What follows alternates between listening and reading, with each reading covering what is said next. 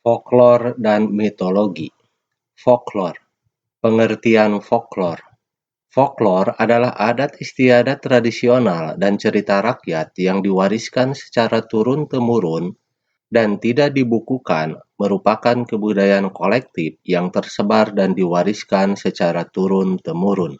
Kata folklore merupakan pengindonesiaan dari bahasa Inggris. Kata tersebut merupakan kata majemuk yang berasal dari dua kata dasar, yaitu folk dan lore. Kata folk dapat diartikan sebagai sekelompok yang memiliki ciri-ciri pengenal fisik, sosial, dan kebudayaan, sehingga dapat dibedakan dari kelompok-kelompok lainnya. Ciri-ciri pengenal itu antara lain dapat berwujud warna kulit yang sama, rambut yang sama, mata pencaharian yang sama, bahasa yang sama, cara pendidikan yang sama, dan agama yang sama. Namun yang lebih penting lagi adalah bahwa mereka memiliki suatu tradisi, yakni kebudayaan yang telah mereka warisi secara turun-temurun, sedikitnya 2 generasi. Di samping itu, yang paling penting adalah mereka sadar akan identitas kelompok mereka sendiri. Kata lore diartikan sebagai tradisi dari folk, yaitu sebagian kebudayaannya yang diwariskan secara turun-temurun, baik secara lisan maupun melalui suatu contoh yang disertai dengan gerak isyarat atau alat bantu pengingat. Ciri folklore. 1. Penyebaran dan pewarisannya biasanya dilakukan secara lisan, yakni disebarkan melalui tutur kata dari mulut ke mulut, atau dengan suatu contoh yang disertai dengan gerak isyarat dan alat pembantu pengingat dari suatu generasi ke generasi berikutnya. 2. Tradisional, yakni disebarkan dalam bentuk yang relatif tetap atau dalam bentuk standar, disebarkan di antara kolektif tertentu dalam waktu yang cukup lama, paling sedikit 2 generasi. Ada atau eksis dalam versi-versi, bahkan varian-varian yang berbeda. Hal ini diakibatkan oleh cara penyebarannya dari mulut ke mulut atau secara lisan. 4. Anonim, yaitu penciptanya sudah tidak diketahui orang lagi. 5. Mempunyai bentuk berumus atau berpola. Cerita rakyat, misalnya, selalu menggunakan kata-kata klise seperti bulan 14 hari untuk menggambarkan kemarahan seseorang. 6. Mempunyai kegunaan atau fungsi dalam kehidupan bersama suatu kolektif. Cerita rakyat misalnya mempunyai kegunaan sebagai alat pendidik, pelipur lara, protes sosial, dan proyeksi keinginan terpendam. 7.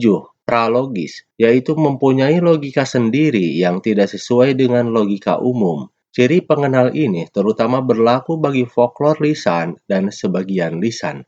8. Milik bersama atau kolektif. Hal ini sudah tentu diakibatkan karena penciptanya yang pertama sudah tidak diketahui lagi, sehingga setiap anggota kolektif yang bersangkutan merasa memilikinya.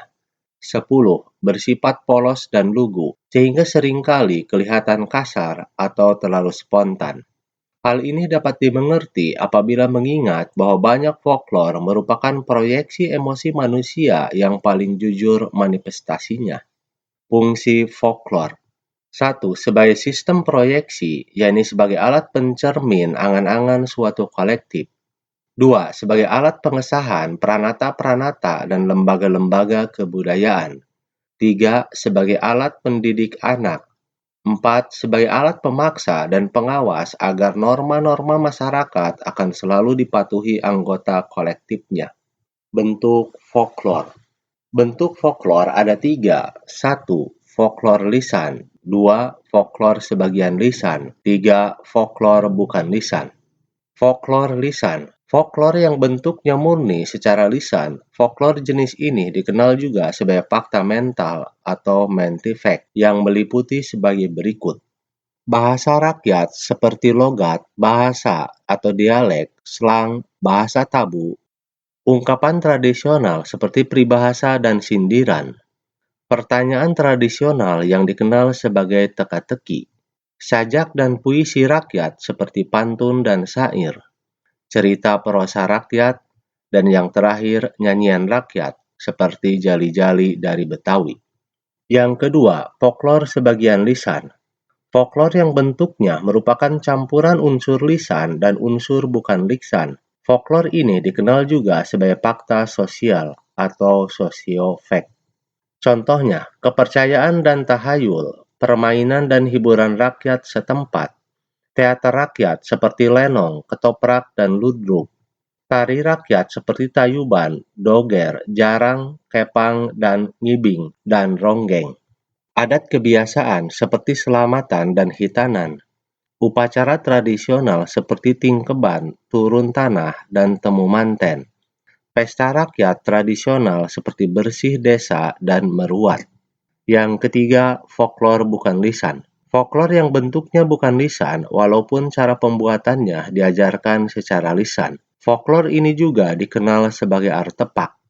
Contohnya, arsitektur bangunan rumah yang tradisional seperti joglo di Jawa, seni kerajinan tangan tradisional, pakaian tradisional, obat-obatan rakyat, alat-alat musik tradisional, peralatan senjata yang khas tradisional, makanan dan minuman khas daerah. Mitos. Mitos atau mite adalah cerita prosa rakyat yang ditokohi oleh para dewa atau makhluk setengah dewa yang terjadi di dunia lain atau kahyangan pada masa lampau dan dianggap benar-benar terjadi oleh yang empunya cerita atau penganutnya. Tokoh yang ditampilkan dalam mitologi biasanya berupa para dewa atau makhluk setengah dewa.